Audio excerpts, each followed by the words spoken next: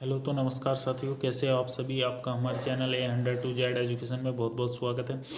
जैसे कि हमने आपको पिछली वीडियो में बताया था कि हमारा जो फिजिक्स का प्रथम चैप्टर ख़त्म हो गया है, उसके बाद स्टार्ट करने जा रहे थे हम ग्रेविटेशनल फोर्स। तो चलिए वीडियो को ज़्यादा लंबा ना करते हुए शुरुआत करते हैं। तो चलिए शुरुआत करते हैं, देखते हैं ग्रेविटेशनल फोर्स वास्तव में है क्या। ठीक है, देखो सबसे पहले हमें जानना होगा जो ये गुरुत्वाकर्षण बल होता है ये होता क्या है, कैसे क्या काम करता है। ये देखो, गुरुत्वाकर्षण बल दो चीज़ों से मिलकर बना हुआ है। पहला है गुरुत्व, क्या है गुरुत्व, फिर दूसरा है आकर्षण। ठीक है भाई, पहला है गुरुत्व, दूसरा है आकर्षण। देखो, जब हमने आपको पिछली वीडियो में 4 तरीके के मौलिक बल बताए थे, उनमें से एक गुरुत्वाकर्षण भी था, जिसके अंदर 3 कौन कौन से थे। विद्युतीय बल था, प्रबल नाभिकीय बल था और दुर्बल नाभिकीय बल था। ये 4 तरीके, और एक गुरुत्वाकर्षण था। 4 तरीके के ये क्या थे, जो है ये बल थे। चलिए आगे देख लेते हैं। देखो, गुरुत्वाकर्षण दो चीज़ों से मिलकर बना हुआ है, गुरुत्व प्लस आकर्षण। किन किन चीज़ों से मिलकर बना हुआ है, गुरुत्व प्लस आकर्षण। गुरुत्व का मतलब क्या है, गुरुत्व का मतलब है अगर कोई चीज़ दूसरी चीज़ को अपनी ओर खींचती है, इसी को हम आकर्षण कहते हैं। खींचना जो होता है आकर्षण। गुरुत्व इसलिए लगाया गया क्योंकि यहाँ पे जो खींचने वाली चीज़ है वो पृथ्वी रखी गई है। क्या रखी गई है, पृथ्वी यानी कि अर्थ रखी गई है।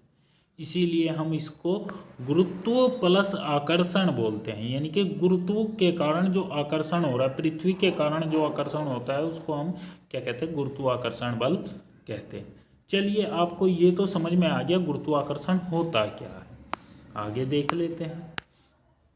देखो, 4 मौलिक बलों में से एक गुरुत्वाकर्षण बल भी है। हमने अभी आपको बताया 4 तरीके के बल, हमने आपको पीछे की जो वीडियो गई है उनके अंदर बताए हैं इनमें। ठीक है, देखो अब गुरुत्वाकर्षण के बारे में बात चल रही है, तो सबसे पहले इसको खोजा किसने था, इसको खोजा था न्यूटन ने। कौन सी पुस्तक में इसका प्रकाशन हुआ था, तो प्रिंस पियर जो नामक पुस्तक थी उसके अंदर इसका प्रकाशन प्रथम बार हुआ था, ग्रेविटेशनल फोर्स का। अच्छा, देखो हुआ क्या था। जो हमारे न्यूटन साहब थे वो एक वृक्ष, एक कहानी चलती है इसके पीछे, हुआ क्या था, कैसे खोज हुई थी, इसके पीछे एक कहानी चलती है। क्या हुआ था, गुरुत्वाकर्षण जो ये थे हमारे न्यूटन साहब, ये एक पेड़ के नीचे बैठे हुए थे। पेड़ था सेब का। तो उन्होंने उस पेड़ से अचानक एक पका हुआ सेब नीचे की ओर आकर गिरा। तो उन्होंने यहीं पे दिमाग लड़ाया कि ये नीचे की ओर ही क्यों गिरा, ऊपर की ओर भी तो जा सकता था, जा सकता था कि नहीं। उन्होंने बस इसी चीज को लेकर इतनी बड़ी चीज यानी कि जो गुरुत्वाकर्षण फोर्स है, गुरुत्वाकर्षण बल है, उसकी खोज की। ठीक है, तो चलिए आगे बढ़ते हैं, देख लेते हैं ये होता क्या है, कैसे काम करता है। देखो, न्यूटन का गुरुत्वाकर्षण नियम। अब इन्होंने इस चीज को तो पहचान लिया कि नीचे गया, अब किस चीज की वजह से गया ये भी इनको पता चल गया। चलो भाई, उसको नाम दे दिया, एक स्पेशल नाम दे देते हैं, गुरुत्वाकर्षण बल। अब नाम भी रख दिया, अब उसकी कुछ शक्ति भी तो होगी, किस स्पीड से गया। आप इसको शक्ति को कैसे समझोगे, देखो शक्ति को ऐसे समझ सकते हो, जितना आप उसके पास जाओगे उतनी स्पीड बढ़ती जाएगी, या स्पीड से लगा सकते हो कितनी स्पीड से गए। शक्ति को भाई ऐसे समझ सकते हो कितनी स्पीड से गए। ठीक है, अब इसी स्पीड को कैलकुलेट करने के लिए उन्होंने एक फॉर्मूला निकाला। क्या निकाला, फॉर्मूला। उसी को हमने कहा न्यूटन का गुरुत्वाकर्षण नियम न्यूटन ने दिया था। और गुरुत्वाकर्षण का नियम यानी कि उसकी स्पीड कैलकुलेट करने के लिए कितने फोर्स से वो जो है जमीन की ओर गिरा। चलिए आगे देख लेते हैं। देखो, ब्रह्मांड के किन्हीं दो पिंडों के बीच, चलिए देख लेते हैं। ब्रह्मांड में किन्हीं दो पिंडों के मध्य कार्य करने वाला बल उनके द्रव्यमान के गुणनफल के समानुपाती तथा उनके मध्य दूरी के वर्ग के व्युत्क्रमानुपाती होता है।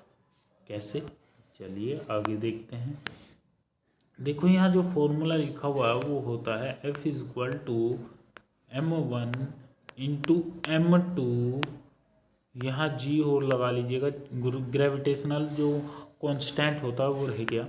आर ई का स्क्वायर, आर ई लिखो या आर लिखो, खाली इससे कोई फर्क नहीं पड़ने वाला। चलिए अब देख लेते हैं इसकी वैल्यू कैलकुलेट करने के लिए हमें क्या क्या चीज़ों की आवश्यकता होगी। देखो पहला ये है ग्रेविटेशनल फोर्स कांस्टेंट, समझ में आई? सार्वत्रिक गुरुत्वाकर्षण नियतांक, ये क्या होता है? देखो सार्वत्रिक गुरुत्वाकर्षण नियतांक वो होता है जिसकी वैल्यू पूरी पृथ्वी पे एक समान, कहीं भी थोड़ा बढ़ गया थोड़ा घट गया उसमें परिवर्तन ना आए, ठीक है, उसको सार्वत्रिक गुरुत्वाकर्षण नियतांक कहा जाता है। अब नियतांक की बात रही, हमने देखो आपको नियतांक के बारे में थोड़ा सा जिक्र किया था, जहाँ गति का न्यूटन के गति का द्वितीय नियम आया था F=m में, याद करो पिछली वीडियो में, अगर आप हमारी वीडियो लगातार देखते रहते हो तो। चलिए आगे देख ले, अगर m1 जो आकर्षित करने वाली वस्तु उसको हम पृथ्वी ले ले तो ये m1 की जगह क्या हो सकता है, me हो सकता है। क्या हो सकता है? me हो सकता है। हम इसको e कर देते हैं, यानी कि मास ऑफ अर्थ। मास क्या है भाई, मास की भी तो जिम्मेदारी है। चलिए इसके बाद देख लेते हैं। देखो m2 क्या है? ये m2 वह वस्तु का वह द्रव्यमान जो सी वस्तु खिंची आ रही है, यानी कि आकर्षित हो रही है। अच्छा जी, अब r कौन सी वस्तु का है भाई? दो ही वस्तु का जिक्र हो रहा है, एक तो वो खींच रही है, दूसरी वो जो खींची आ रही है। अब r कौन सी वस्तु का है? ये r है जो सी वस्तु खींच रही है उसकी त्रिज्या का वर्ग, ठीक है। चलिए आगे देख लेते हैं। तो ये पता लग गया आपको, और F जो है यहाँ न्यूटन है, कितने न्यूटन्स का फोर्स लगेगा, तो आपको इन सभी वैल्यू के बारे में पता चल गया। चलिए एक चीज़ बात, अब हम आ जाते हैं यहाँ इस फॉर्मूले से कुछ वन लाइनर क्वेश्चन निकलते हैं, उनको समझते हैं क्या होते हैं। देखो अब जो यहाँ F है ये समानुपाती है, जाहिर सी बात है, चाहे वो वस्तु हो चाहे खींचने वाली वस्तु हो, द्रव्यमान पर डिपेंड करता है। किस पर डिपेंड करता है? द्रव्यमान, भार पर डिपेंड नहीं करता। वापस से आते हैं, तो हम बता रहे थे द्रव्यमान पर डिपेंड करता है न कि भार पर। भार क्या होता है? देखो भार पूरी पृथ्वी पर अलग अलग होता है, जबकि द्रव्यमान पूरी पृथ्वी पर एक जैसा होता है, एक समान। इसीलिए द्रव्यमान पर डिपेंड करता है, ठीक है। ये किस चीज पर डिपेंड करता है? द्रव्यमान पर। यानी कि जितना अधिक क्या होगा? द्रव्यमान होगा। जितना अधिक क्या होगा? द्रव्यमान होगा, उतना ही अधिक क्या होगा? ग्रेविटेशनल फोर्स लगेगा। तो जाहिर सी बात है, अब अधिक द्रव्यमान, अब हम तुलना कर रहे थे पृथ्वी से। देखो पृथ्वी का द्रव्यमान काफी है, लेकिन इससे भी ज्यादा द्रव्यमान है किसका? सूर्य का। अब सूर्य, तो जाहिर सी बात है सूर्य का ग्रेविटेशनल फोर्स क्या होगा? अधिक होगा, किसकी अपेक्षा? पृथ्वी की अपेक्षा। तो चलिए आगे बात कर लेते हैं। तो आपको ये तो पता चल गया कि जो ग्रेविटेशनल फोर्स है वो किस पर डिपेंड करता है? द्रव्यमान पर डिपेंड करता है। अब जो खींची जाने वाली वस्तु है उसके भी द्रव्यमान पर ही डिपेंड करता है, यानी कि मास पर ही डिपेंड करता है। और ये जो आर है, ये जो खींचने वाली वस्तु है उसकी त्रिज्या पर, क्योंकि गोल है तो जाहिर सी बात है त्रिज्या होगी, रेडियस होगी, ठीक है। चलिए आगे देख लेते हैं। अब देखो, अब जो ये था जी, कैपिटल जी बोलते हैं हम जिसको सार्वत्रिक गुरुत्वाकर्षण नियतांक बोल रहे थे हम इसको। अब नियतांक है तो इसका कुछ ना कुछ मान तो होगा। जी हाँ, इसकी एक वैल्यू होती है, वो होती है 6.67 × 10⁻11, यानी कि 6.67 × 10⁻11, ठीक है। बात समझ में आई? ये इसकी वैल्यू होती है, और ये वैल्यू पूरी अर्थ पर कांस्टेंट होती है। इसमें कोई भी वेरिएशन हमें देखने के लिए नहीं मिलता। चलिए आगे देख लेते हैं। देखो यहाँ थोड़ा सा मिस्टेक है, खा लिख रहा है यहाँ, वाह की जगह क्या लिखा हुआ है? खा। इसको आप सही कर लीजिएगा। देखो, गुरुत्वाकर्षण बल की क्या क्या विशेषताएं हैं। अभी देखो, मैंने आपको बताया ये सिर्फ आकर्षण करता है, प्रतिकर्षण नहीं। भाई दो तरीके के बल हो सकते हैं ना। आपने देखा होगा चुंबक खींचती भी है और दूर भी भगाती है। तो ये दूर भगाने वाला बल तो है नहीं, जाहिर सी बात है। कोई खींचने वाला बल है तो कौन सा बल है? आकर्षण प्रकार का बल है। कौन सा? आज यह सदैव आकर्षण प्रकार का होता है। कौन सा? गुरुत्वाकर्षण बल। चलिए आगे देख लेते हैं। अगला जो होता है यह है अंतरा आणविक बलों से लेकर अंतर्ग्रही दूरियों के लिए सत्य। मतलब देखो, अंतरा आणविक यानी कि छोटे बलों से लेकर, छोटे यानी कि नाभिक जो हमारे ये लगते, न्यूट्रॉन प्रोटॉन के बीच जो बल लगता है, उससे लेकर जो बड़े बड़े पिंड है, जैसे हमारे सौरमंडल में घूम रहे तारे हो गए, पृथ्वी हो गई, बुध हो गया, शुक्र हो गया, ग्रह हो गया, इनके उपग्रह हो गए, इनके बीच लगने वाला गुरुत्वाकर्षण दोनों दूरियों के लिए सत्य है। इनकी छोटी दूरियों के लिए भी सत्य है और बड़ी दूरियों के लिए भी सत्य। और एक बात और, जो गुरुत्वाकर्षण बल लगता है वो 10⁻⁻15 यानी कि लगभग एक फर्मी तक एक्टिवेट रहता है ये। उसके बाद ये एक्टिवेट, इससे ज़्यादा छोटी दूरी के लिए ये नहीं लगाया जा सकता। तो चलिए आगे बात कर लेते हैं।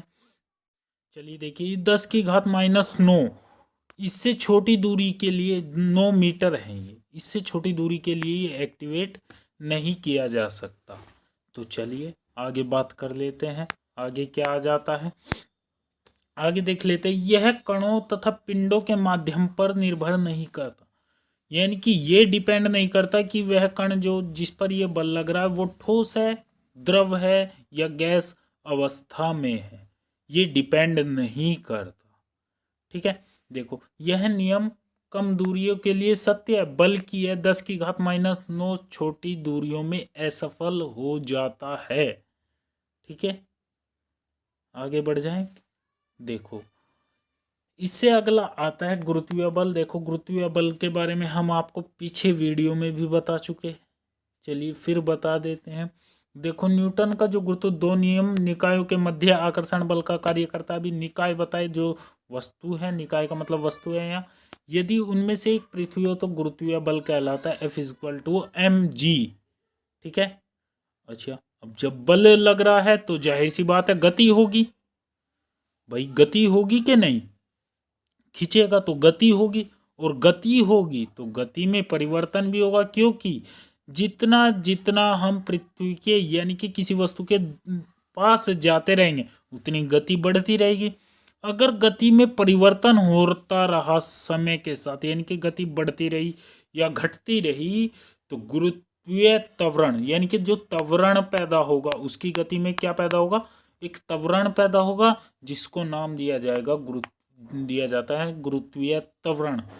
नाम क्या दिया जाता है? गुरुत्वीय त्वरण। देखो, जब कोई वस्तु किसी भी ऊंचाई से गिराई जाती है तो उस पृथ्वी की ओर गति करने लगती है।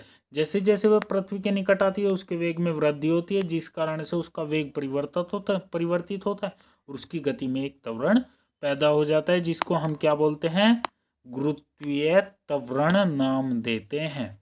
अच्छा, देखो, त्वरण का मात्रक वही होगा गुरुत्वीय त्वरण का जो त्वरण का था लीनियर मोशन में, जो हमारा क्षैतिज गति में जो था उसमें वही मात्रक होगा जो वहां पर था, रैखिक गति में था। ठीक है, वहां उसका मात्रक क्या था? मीटर प्रति सेकंड स्क्वायर। देखो, यहाँ पे भी यही होगा, मीटर प्रति सेकंड। एक मात्रक हो होता है, या तो न्यूटन होगा भाई फाइनल, ये न्यूटन इसका मात्रक होगा, गुरुत्वीय बल का मात्रक होगा।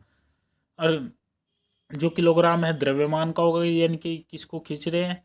ठीक है, ये न्यूटन किलोग्राम ये इसका होगा, ये हम स्टेक की है छपी हुई। चलिए आगे देख लेते हैं।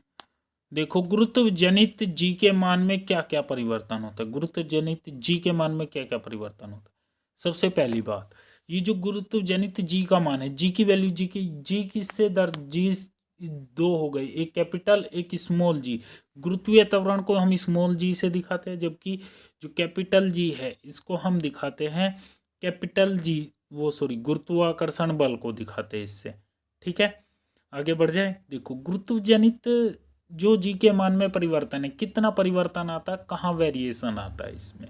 देखो 45 डिग्री अक्षांश समुद्री तल पर प्रमाणिक मान जो है 9.8 मीटर प्रति सेकंड स्क्वायर होता है इसका। अन्य स्थानों पर ये भिन्न भिन्न भी हो सकता है। देखिए बात समझिए, जैसे कि मैंने आपको बताया था, जहाँ गुरुत्वीय बल पढ़ाया था उसके अंदर बताया था, जो गुरुत्वीय बल होता है वो डिपेंड करता है जी की वैल्यू पर, क्योंकि एफ इजक्वल टू क्या होता है एम जी, स्मॉल जी पर। स्मॉल जी भाई, द्रव्यमान तो सारी जगह सेम रहेगा कि नहीं। अब स्मॉल जी तो बदलता रहता है, जीरो भी होगा स्मॉल जी, द्रव्यमान तो जीरो होने से रहा। ठीक है, क्योंकि ये आंतरिक अभिलक्षण है वस्तु का, भार नहीं है जो जीरो होगा, द्रव्यमान है। ठीक है, तो भाई जी की वैल्यू जो है ध्रुवों पर सर्वाधिक होती है, और जो हमारी विषुवत रेखा पृथ्वी के मध्य जो खींची गई रेखा है वो क्या होती है, वो इक्वेटर जो रेखा है हमारी उस पर न्यूनतम होता है। चलिए, तो इस वीडियो में इतना ही रखा। हमारे चैनल को, वीडियो को लाइक करना और चैनल को सब्सक्राइब करना, और हाँ, जो ये घंटा आता है इसको ऑल नोटिफिकेशन पर दबाए रखना, ताकि हम जितनी वीडियो अपलोड करें आपको तुरंत नोटिफिकेशन प्राप्त हो जाए। चलिए, तो मिलते हैं नेक्स्ट।